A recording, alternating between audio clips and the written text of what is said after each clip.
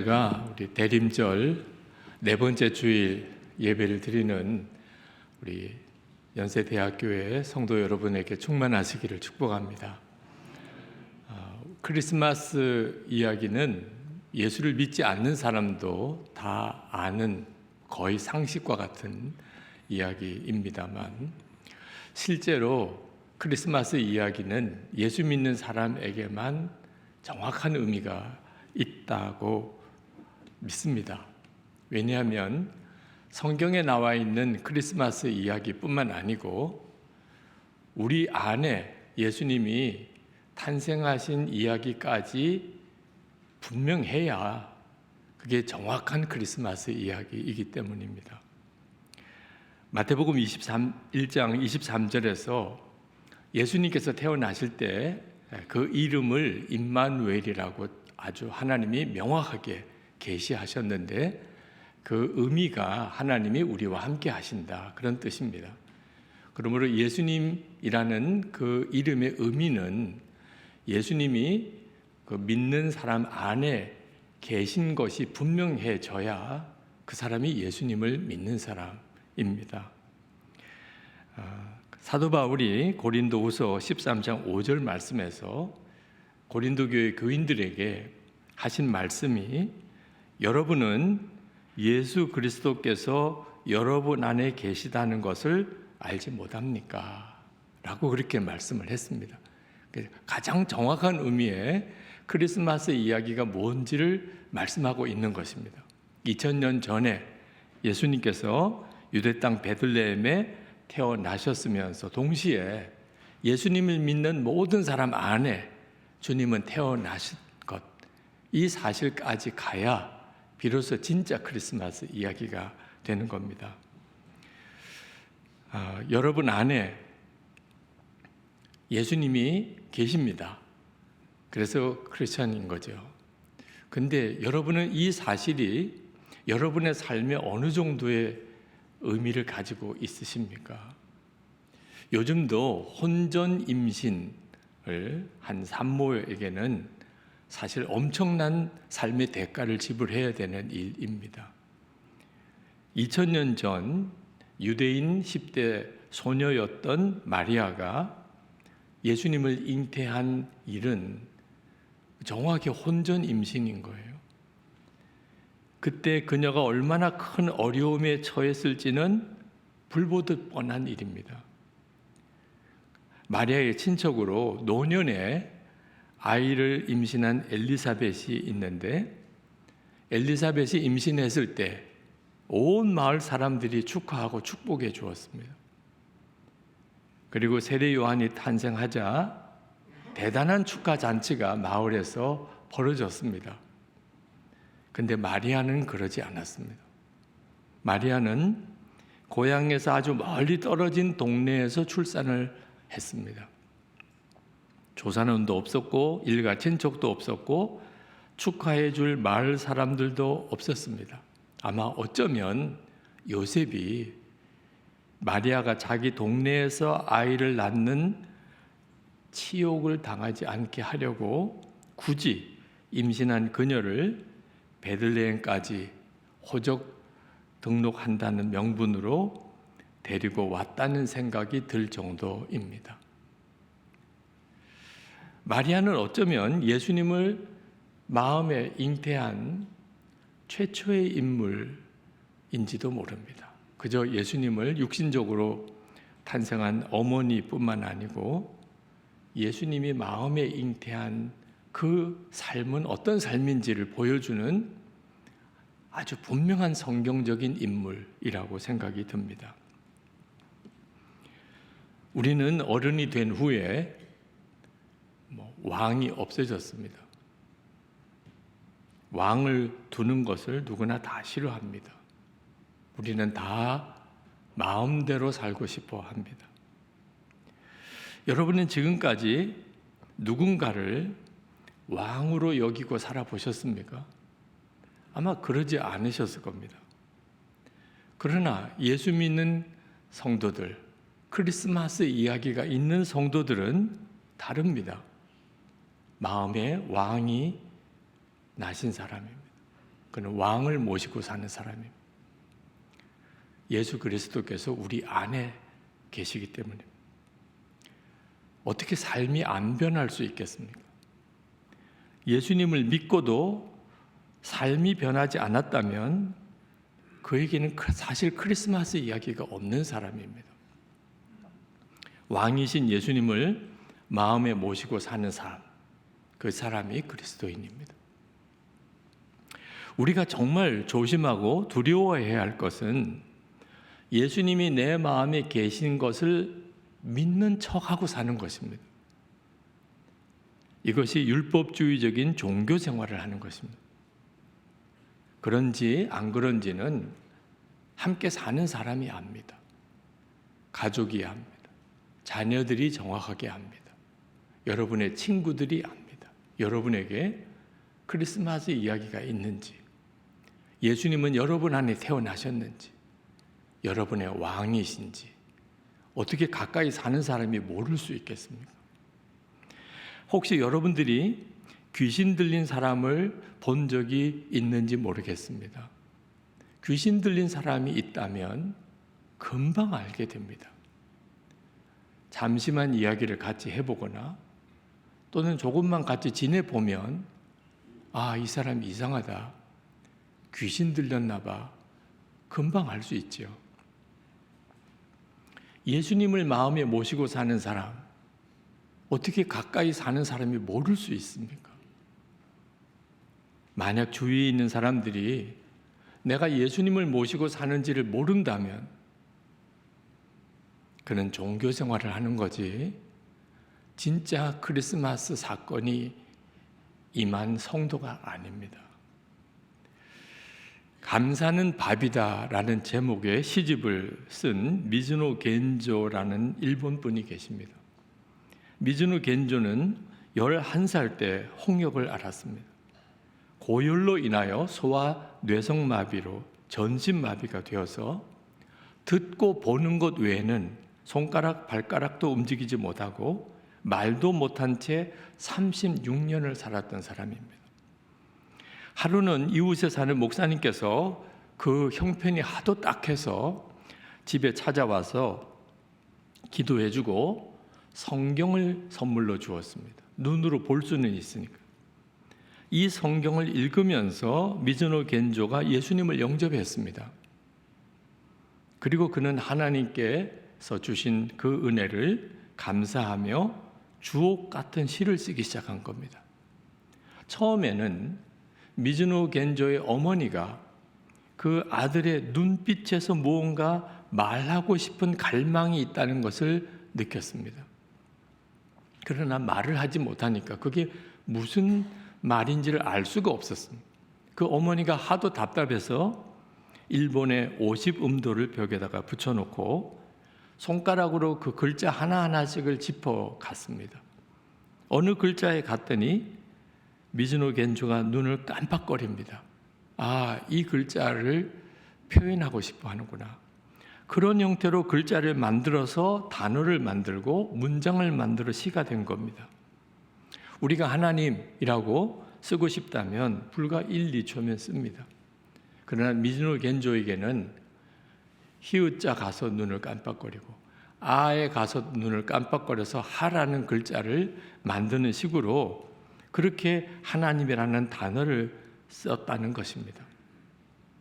그는 말하지도 못하고 움직일 수도 없었지만 마음에 임마누엘이신 예수님이 임재하시는 것을 경험하고 있었습니다.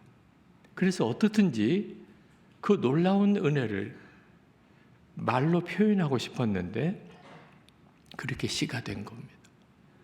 잊기 전에라는 시가 있습니다. 지금 들은 것, 보인 것, 마음에 느낀 것, 잊기 전에, 사라지기 전에 주의 아름다운 은혜를 찬양하는 시를 만들자. 오늘 하루도 발소리로 시작된다. 신문 배달부 발소리, 우유 배달부 발소리. 오늘 하루도 성령을 부어주시는 주님의 발소리. 이 겐조 씨의 이 시가 시집으로 나왔는데 결정적인 역할은 어머니였습니다. 근데 이 첫 시집이 나온 지 얼마 안 되어서 그 어머니가 갑자기 돌아가셨습니다. 하나님은 말도 못하고 손발도 움직이지 못하는 겐조 씨에게서 그 어머니마저 뺏어 가신 거죠. 미우라 아야코 여사가 겐조 씨의 어머니가 돌아가셨다는 말을 듣고 탄식을 했다고 합니다. 아, 겐조 씨가 다시는 시를 쓰지 않겠구나. 겐조 씨가 믿음을 지키는 곳자 힘들겠구나. 어머니마저 잃어버렸으니. 그럼에도 불구하고 겐조 씨는 계속 시를 썼고 두 번째 시집이 그 형수님이 어머니가 했던 역할을 해줌으로 나오게 됩니다. 어머니를 잃은 나를 위해 울지 마세요. 더 이상 울지 마세요. 마음속은 이상할 정도로 잠잠합니다. 그리스도가 나와 함께 하시기 때문이겠죠. 이런 시를 또 썼습니다. 주 예수님 당신이 조용한 밤길로 가까워지는 발걸음 소리다. 발걸음 소리라고 금방 알아차렸습니다. 바로 알아차렸습니다. 이 미즈노 겐조는 전신마비로 아무것도 할 수 없는 사람이었지만 예수님이 그 영혼 안에 거하시는 이 은혜는 어느 그리스도인 못지않게 충만했습니다. 예수 믿는 우리랑 미즈노 겐조가 다를 바가 없다는 겁니다. 예수님이 우리 안에 태어나신 것은 엄청나고 놀라운 사건입니다. 저는 그 미즈노 겐조의 시 중에 말씀이라는 시를 읽다가 울었습니다.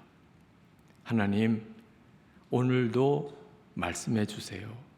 단 한마디뿐이어도 좋습니다. 내 마음은 작아서 많이 주셔도 넘쳐버려 아까우니까요. 예수님과 동행하고자 하는 갈망이 누구보다도 간절했던 저에게 이 시는 그대로 제 기도였습니다.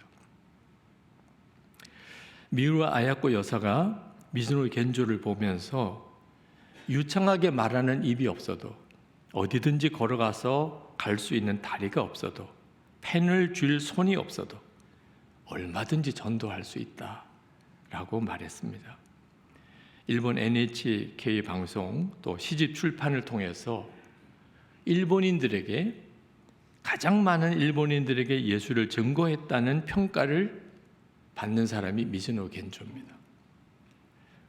어떤 사람이 이 미즈노 겐조를 방문하려고 그 마을에 갔는데 그 집이 어딘지를 잘 몰라서 그 마을 지나가는 사람에게 물어보았더니 아주 친절하게 가르쳐 주더래요. 그래서 감사를 표하고 돌아서는데 그 마을 사람이 불러 세우더니 겐조 씨는 이 마을의 보물입니다 라고 그렇게 말을 하더래요. 마태복음 5장 16절에 이같이 너희 빛이 사람 앞에 비추게 하여 그들로 너희 착한 행실을 보고 하늘에 계신 너희 아버지께 영광을 돌리게 하라. 우리 안에 예수님이 임하시고 내게 크리스마스 이야기가 분명해지면 그러면 우리는 주변 모든 사람에게 하나님의 영광을 드러내는 삶을 살게 됩니다. 그가 쓴 시 중에 하나만 더 인용을 하고 싶은데 바로 가까이서라는 시입니다. 예수님의 이름을 부르자 바로 가까이서 예수님의 사랑으로 가득 찬 음성이 들렸습니다. 깊은 어둠에서 손을 뻗자 바로 가까이서 예수님의 사랑으로 가득 찬 주의 손에 닿았습니다. 눈물을 닦고 올려다보니 바로 가까이에서 예수님의 사랑으로 가득 찬 모습이 보였습니다. 이제 며칠 후면 성탄절입니다. 늘 해마다 늘 보내는 그런 크리스마스가 아니고 내 안에 임하신 예수 그리스도와의 나와의 관계를 깊이 회복하는 그런 성탄절 되기를 원합니다.